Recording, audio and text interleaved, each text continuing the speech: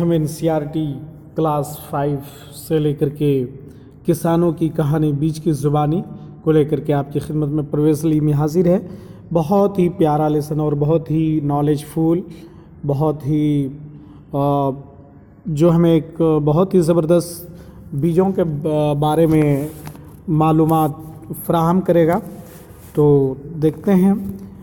मैं हूँ नन्हा बाजरा।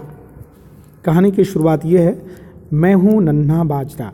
बहुत साल पहले सन 1946 में मुझे लकड़ी के उस सुंदर बक्से में रखा गया था। आज मैं तुम्हें अपनी कहानी सुनाना चाहता हूँ। ये सिर्फ मेरी नहीं, मेरी किसान दाम जी भाई के परिवार की भी कहानी है। अगर आज ना सुनाई तो शायद फिर कभी ना सुना पाऊँ। मैं जन्मा था गुजरात के बान गांव में। उस साल बाज़ार की फसल बहुत अच्छी हुई थी। गांव में त्यौहार का माहौल था। हमारा इलाका अनाज, साग, सब्ज़ी के लिए बहुत मशहूर था। दाम जी भाई हर साल अच्छी फसल के कुछ बीज अगले साल के लिए रख लिया करते थे। उसी तरह हम बीजों का वंश चलता रहता है। सूखी लौकी को मिट्टी से लीप कर उसमें बीजों को रखा जाता है। मगर उस साल दाम जी भाई ने हम बीजों को रखने के लिए छोटे छोटे खानों वाला मजबूत लकड़ी का एक सुंदर बक्सा अपने हाथों से बनाया था। हमें कीड़ों से बचाने के लिए उसमें नीम की पत्तियां बिछाई तब और बीजों के साथ मैं भी यहीं रहने लगी। उस समय दाम जी भाई के सभी चचेरे भाई भी उनके साथ ही रहते थे। गांव वाले एक दूसरे के खेतों में हाथ बटाते थे। जब नई फसल तैयार हो जाती तो सब साथ त्यौहार मनाते थे।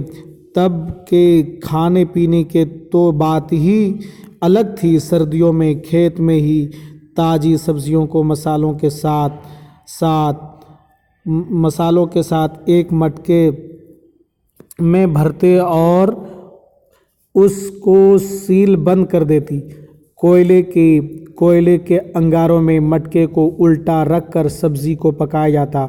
उस पकी सब्जी को कहते हैं अंधोयूं। गुजराती में अंधोयूं का मतलब है उल्टा। उन धोयूं के साथ मिट्टी के चूल्हे में पकी बाजरे की रोटियों को सौंधी खुशबू, वाह! साथ में घर के दूध का मक्खन, दही और जितनी चाहे उतनी छाछ। तरह तरह की सब्जियां, अनाज अलग अलग मौसमों में उगाई जाती थी। किसान अपनी ज़रूरत के अनाज सब्जी घर में रखकर बाकी का शहर के दुकानदारों को बेच देते थे। अनाज और सब्जियों के अलावा कभी कभी थोड़ी कपास भी उगाई जाती थी। सूत की कताई और बुनाई भी घर में ही चरखों और घरों पर की जाती थी। अब एक बता रहा है कि यहाँ पे बताओ कि क्या तुम्हारे घर में रोटियाँ बनती हैं किस अनाज से। पूछ रहा है अपने स्टूडेंट से कि बताओ कि किस चीज़ से। तो जो अक्सर तो बाजरे की वो जो है कि गेहूं की ही बनती है। फिर मैदे की भी लोग बनाने लगे, फिर बाजरा है और बहुत सारी चीज़ है। फिर बोल रहा है कि पता करो और लिखो तुम्हारे घर में अनाज और दालों की कीड़ों से बचाने के लिए क्या क्या करते हैं। तो आजकल बहुत सारी किस्म की दवाई निकल गई है, वो दवाई को रखते हैं। बता रहे कि अलग अलग मौसमों में खेती से जुड़े त्यौहार कौन कौन मनाए जाते हैं, इसमें से कुछ लिखिए। त्यौहार का नाम किस मौसम में मनाए जाते हैं, किन किन राज्यों में मनाए जाते हैं। जैसे कि बैसाखी जो है कि बहुत ही मशहूर व मारूफ एक फेस्टिवल है पंजाब में। इसके अलावा और बहुत सारी जगहों पे, हरियाणा में, झारखंड में, बिहार में, सब जगह पे अलग अलग मौसम में, फसल के मौसम में जो है कि होते हैं।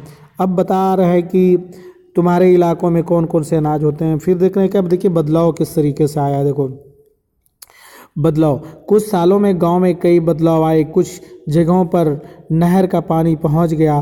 कहते थे दूर किसी बड़ी नदी पर बनाए बांध से ये पानी यहाँ लाया गया था।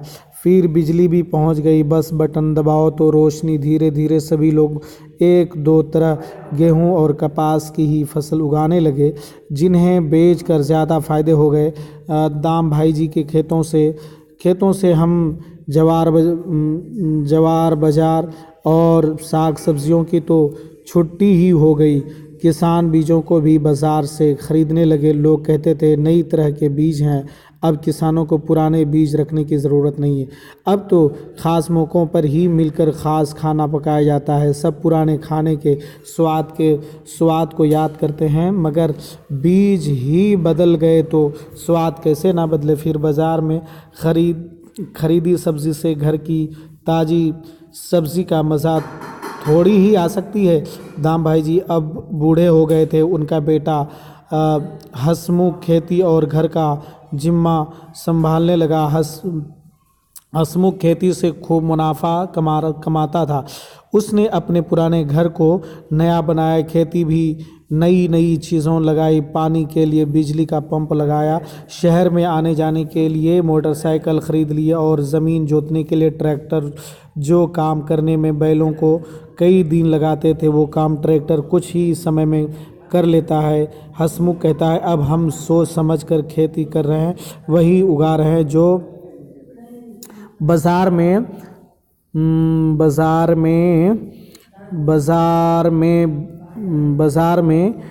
बेचा जा सके। मुनाफे के पैसों से हम अपने जीवन सुधार कर सकते हैं और ज़्यादा तरक्की कर सकते हैं।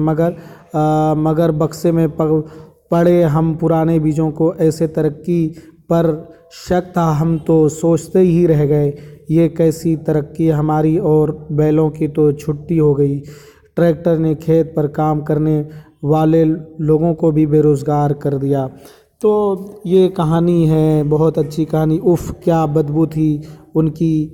हंसमुख का काफ़ी पैसा उन सब पर खर्चा होने लगा। नहर का पानी हमको कम हो रहा था। अब हम ये तमाम कहानी है, एक नॉलेजफुल चीज़। एक चीज़ है यहाँ पे भी देखिए, कुछ चीज़ें जो आपको एग्ज़ाम में भी काम आ सकते हैं कि देखिए अखबार में छपी रिपोर्ट पढ़ो और उस पर चर्चा करो। जैसे कि मंगलवार 18/10/2007 आंध्र प्रदेश, यहाँ के कई किसान खेती में हुए घाटों के कारण बैंक का कर्जा नहीं चुका पाते हैं, उन्हें जेल भेजा दे। तो ये तुम काम वो जो है पेपर का एक टुकड़ा है।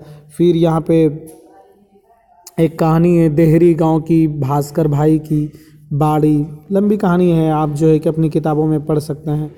बाज़ार के बीच का सफ़र, खेत से प्लेट तक। जैसे कि चित्रों को देखो और बताओ कि हर चित्र में क्या दिख रहा है। चित्र नंबर 2 यहाँ पे आप देख सकते हैं। चित्र को देखिए, पहले जो है आदमी खेती करता है, फिर उसको कूट करके जो है कि अनाज निकालता है, फिर जो है कि उसको पीसता है, फिर आटा बनता है, फिर उसको गूंथते हैं, फिर उसको प्लेट में अच्छे से गूंथने के बाद तवा पे रखते हैं, फिर जा कर के रोटी बनती है। लेकिन आजकल हमारा ये हाल हो चुका है कि हम खाना कम खाते हैं और बर्बाद ज़्यादा करते हैं। शादी में कई चीज़ें जो है कि बर्बाद हो जाती हैं।